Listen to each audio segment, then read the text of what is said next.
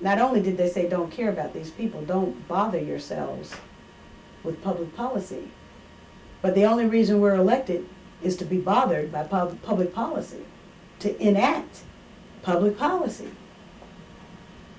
So it is correct that whatever that grilling was that people saw on Rumsfeld, I did the same thing on Michael Chertoff as well.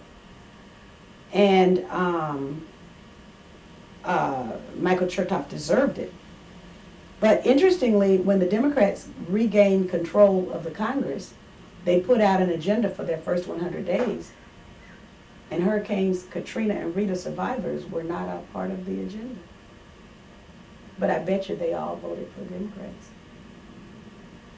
You said something else on your website about how, let's see if I could phrase it right, how we vote, something like we have blue state intentions, but we live in red states, yeah, or something like that. And it made a lot of sense to me, like that, you know, usually you look at high concentration of black voters that you say are voting Democrat, and they'll be in a state like Georgia or somewhere else that's historically votes Republican anyway, and they're kind of like left out in the cold. Well, actually, what that was from United for a Fair Economy, and what they found was, particularly because the Democrats had left the black and brown communities off of their agenda after they regained control of the Congress, they found, United for a Fair Economy found, that black and brown people in this country generally vote blue but live in the red. And living in the red is not where anybody wants to be. Okay, media attention. I know that the Green Party doesn't have the same resources financially as the Democratic and Republican parties, but why has the media just ignored the party altogether? You know, why isn't the media, you know, making your party more of a viable option by giving you out the fair time? I thought it was something in the Constitution that guaranteed something like that. No, it doesn't. And in fact, the corporate parties, political parties, make sure that the corporate media promote them and not us. And that's why we rely on outlets like yours. The corporate media have whited us out, as my running mate Rosa Clemente says. It's a whiteout. And they've whited us out because our message is appealing, it makes sense, it's ideologically consistent, it expresses the values of the majority of people who will go to the polls and vote. And honestly, I have to believe that they are afraid of the effectiveness of the message. Remember, Fred Hampton Jr.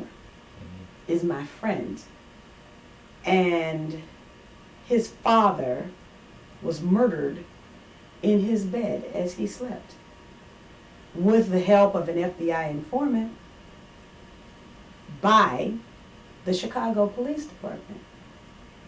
Now, what was it that was so dangerous about Fred Hampton?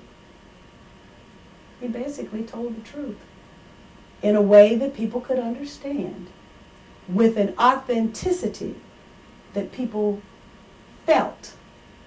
And as a result of that, he was killed. Ralph Nader ran as the Green Party candidate in '96 and 2000, and in light of all the evidence of voting improprieties and voting machines and diebold and all this stuff that showed that the election may have not been conducted fairly, the media took the press release that Ralph Nader was the spoiler and that he messed up the election. Yes, that's the old, probably the oldest trick in the book, is to point that way so folk won't look that way. So you point over there and draw attention to the little Green Party. And people won't look over here at the Republicans who schemed and the Democrats who colluded. Because if the Democrats really wanted to win, all they would have done was demanded that all of the votes be counted. But they didn't demand that. Remember, they didn't demand that. Black people went to the polls and voted 1 million strong, and their votes, 1 million, were not even counted at all. Democrats didn't say, we want those votes counted. We want to make sure that the will of the voter is reflected in the election outcome. They didn't say that. So, yes, the corporate media will lie. The Supreme Court has affirmed the right of the press to lie. We know that they have lied in the past. They lie to us today, and they'll lie to us tomorrow. So nothing has been done. But in addition to the situation has gotten worse. That is what has been done. Now we've got voter ID laws. Of course, in Georgia, you got to carry a specific type of identification if you're going to be allowed to vote. And it's not just Georgia, it's across the country that these voter ID laws have passed. People are going to show up and their names aren't going to be on the voting books because they have been purged. And this is activity that's been carried out by Republicans in state legislatures across the country.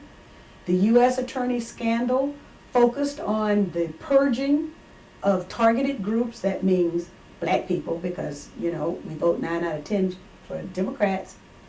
And we're going to show up and we won't be able to vote. Is the Democratic Party going to do what it did in 2000 and again in 2004 and not defend the right of black people to vote? I predict that they will, because nothing has changed with the Democratic Party. If we don't force them to change, they won't change. They'll get worse. Just like the child will extend the boundaries of behavior into those things that are unacceptable. That's where the Democratic Party is now. They're so far over into unacceptable behavior that it's going to take a mighty effort to pull them back.